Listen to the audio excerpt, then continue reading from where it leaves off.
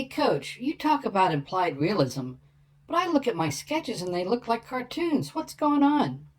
By definition, a cartoon is a simplified or exaggerated drawing, right? And that's not what we want to do here. We want to add some realism, the implied realism, to our sketches. We need to convince people that what they're looking at could be a real product. Let me show you a few quick examples of what I'm talking about.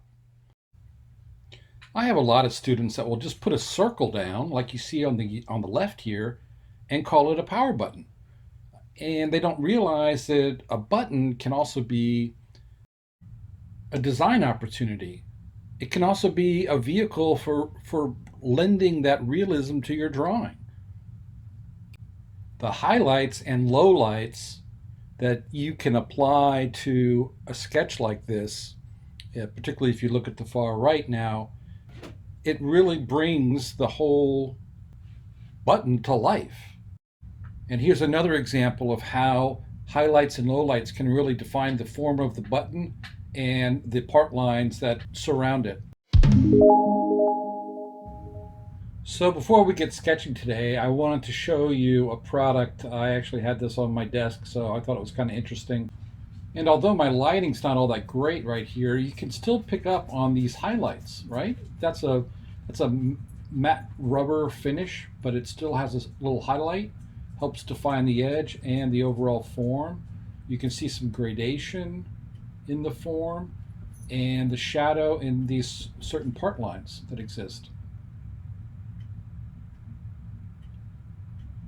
All the way back, you can see the light wrapping around the end there. And as I rotate this up, you can really begin to see a nice gradation that defines the form again.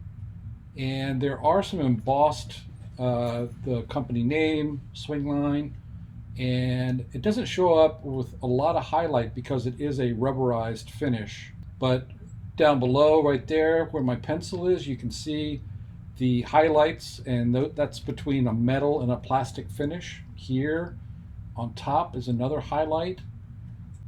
So by adding these details to our sketches, it really brings the sketch to life, and it really communicates how parts will fit together and go together.